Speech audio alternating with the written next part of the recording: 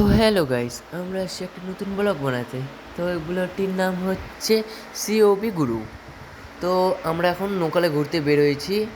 তার আগে আমরা মোমো খেয়ে নোকালে ঘুরতে বেরিয়েছি, ঠিক আছে? সব কথা আমরা তোমাকে ডিটেলসভাবে বলে দেব। কিন্তু এখন আমরা যাচ্ছি নোকালে কলা বাগানে।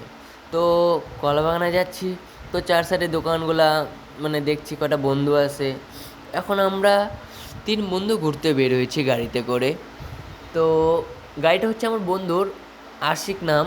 তো আমরা এটা দেখো, শুনে রাখো, তো আমরা দুটো আশিকের সাথে ঘুরতে বেরিয়েছি। এটা তোমার মানে মাথায় ঢুকবে না, কিন্তু একটা হচ্ছে ছোট, একটা হচ্ছে বড়, ঠিক আছে? দেখলে তুমি চিনে যাবা। তো আমরা এখন কলাবাগান যাচ্ছি। যাওয়ার চারি সাইডে আমরা দেখছি ভালো জিনিসই দেখছি, কুচবিহারের মানে প্রকৃতি। আচ্ছা, মেন টপিক কথা দেখো, আমরা বেশিরভাগ বন্ধুদের সাথে কেন ঘুরতে যাই? কারণ দেখো, বন্ধুদের সাথে যেই ঘোরাটা আমরা এনজয় পাই, ওটা কারোর সাথে পাই না। দেখো, মস্ত ফুর্তি, হাসি মজাক, এটা সব চলে, ঠিক আছে? একা থাকবা ভালো লাগবে না, কিন্তু যখন ডিপ্রেশনে থাকবা, একমাত্র বন্ধুরাই পারে আমাদেরকে ডিপ্রেশন থেকে বাইর করার। একটু মজা দিবে, চল ঘুরতে যাই, কি বাড়ির মতো পড়ে থাকিস, চল একটু আয়, এদিকে যাই, চল 10-20 টাকা নে, কাকির দোকান যাই।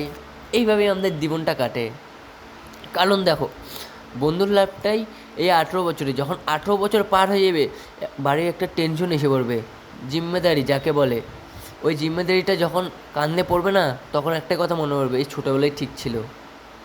আমার এটাই বোঝানোর দরকার, বন্ধুত্ব মানে গুরুত্ব রাখার দরকার।